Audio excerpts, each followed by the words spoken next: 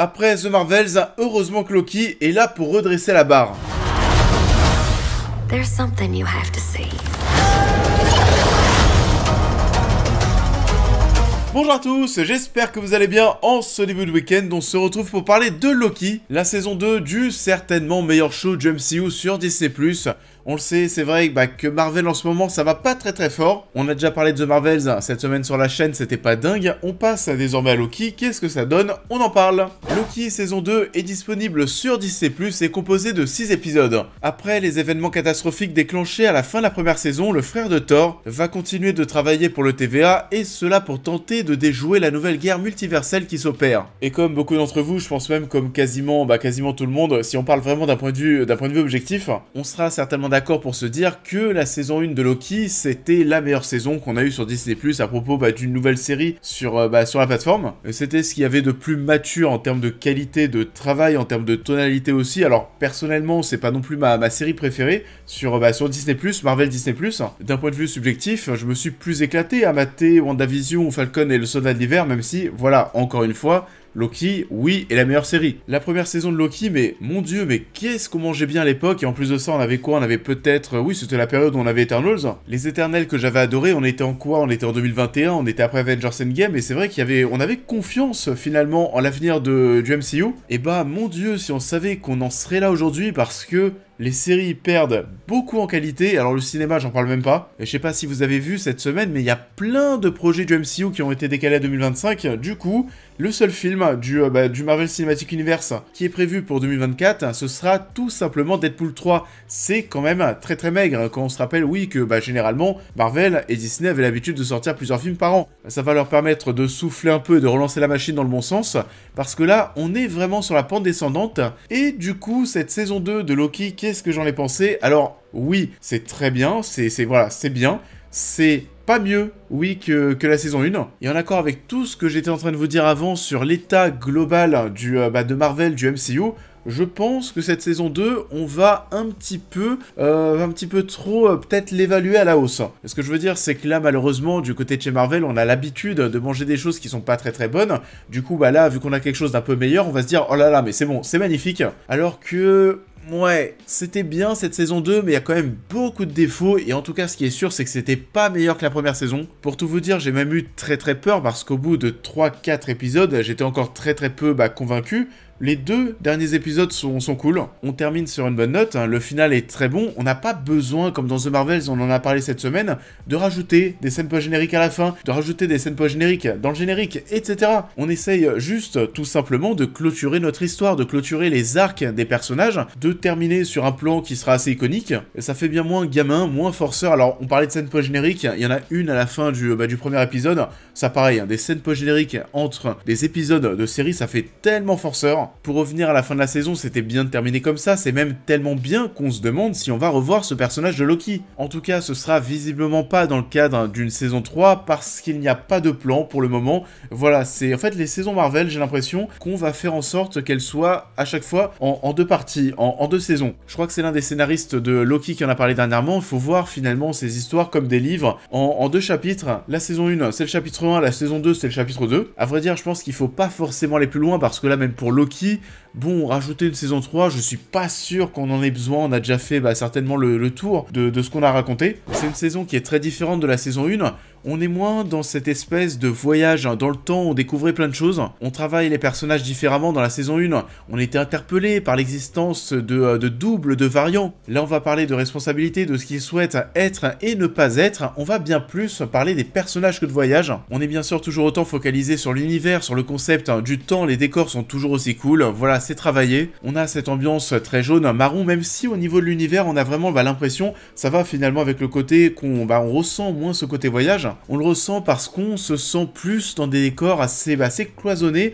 On est presque, parfois, on se sent dans un huis clos. Dans les premiers épisodes, ça fait partie des choses qui me faisaient un petit peu peur, mais on est très souvent au même endroit avec des personnages on reste tout le temps avec les mêmes personnes, bloqués dans des conversations qui sont assez longues. Même si on est très bien mis dans le bain d'entrée, on a cette introduction qui est cool et mystérieuse comme le logo Loki, toujours pareil.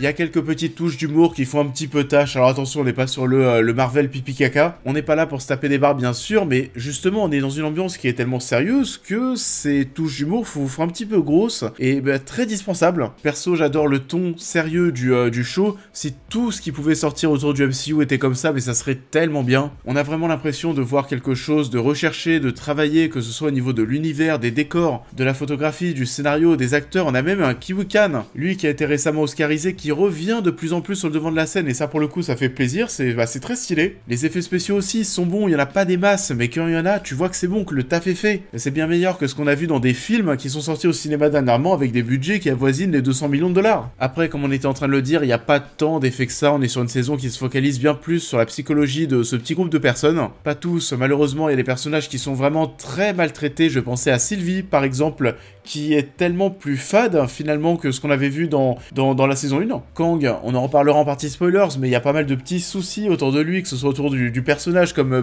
l'acteur. Pour commencer par Jonathan Majors et pour parler des problèmes autour de sa personne, on ne sait pas si on va le retrouver dans le rôle de Kang prochainement au cinéma, dans les séries, etc. Bon, si on part sur un recast, c'est quand même un recast assez important. Et l'autre souci que j'ai en ce moment, c'est que finalement ce Kang semble encore une fois tellement peu dangereux. Je sais pas, mais il n'y a pas encore le charisme, il n'y a pas le danger qui est représenté par le personnage. Tout ça, on le voit pas vraiment. En même temps, comment est-ce que tu veux dire que c'est une menace qui est égale, voire même encore plus forte que Thanos quand tu vois le destin du personnage dans Ant-Man 3 avec les grosses fourmis. Encore aujourd'hui, c'est un vilain que j'ai du mal à prendre au sérieux, ou du moins que j'ai du mal à prendre autant au sérieux que Thanos. Et on va bientôt passer en partie spoilers pour parler des personnages, donc globalement, j'ai bien aimé cette saison. Peut-être qu'on voit ces épisodes à la hausse parce que côté MCU, en ce moment, c'est pas top, et ça depuis quelques mois, voire quelques années. Du coup, c'est quand même au-dessus du lot, mais c'est un petit peu décevant à mon sens au vu des attentes. C'est pas un show dont on va se souvenir toute notre vie non plus, clairement. Loki, if you're too late, you will be lost to time forever. And Mobius will lose all of his skin.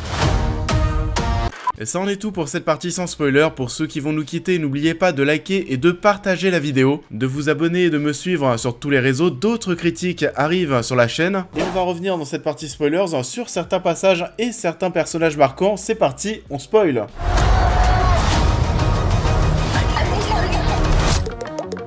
Bon, je pense qu'on peut se le dire aujourd'hui, Loki est certainement l'une des meilleures évolutions qu'on a eues au sein du MCU. L'une des meilleures évolutions pour l'un des meilleurs personnages, qui a pas mal changé depuis sa première apparition dans le premier Thor et dans Avengers. Et c'est peut-être d'ailleurs une saison qui va en décevoir certains, parce que si vous êtes très fan de Loki, ouais, dans cette saison, il y a beaucoup de TVA et un petit peu moins de Loki. Il a peur justement de revenir à son ancienne vie et d'être seul. C'est un personnage qui finalement est bien plus intéressant que ce qui est en train de devenir Thor, son frère. Et c'est assez dingue de voir comment aujourd'hui les deux personnages ont pris des chemins totalement opposés, où Loki c'est devenu très sérieux et Thor à côté, voilà, Thor c'est devenu une blague. Par contre, c'est vrai que c'est assez prévisible. Au milieu de la saison, tu sais déjà comment ça va se terminer. J'étais en train de dire qu'il était un peu moins ce Loki que l'on connaissait. On est sur un Loki qui va beaucoup moins utiliser ses pouvoirs aussi, par exemple. On n'est pas là pour la jouer grand spectacle, même si le final est assez épique. Je pense que Loki devient un des personnages les plus puissants finalement du MCU. Et ça, en plus de la gueule visuellement, toutes ces lianes, les effets spéciaux qui sont cool, ça fait presque apocalyptique.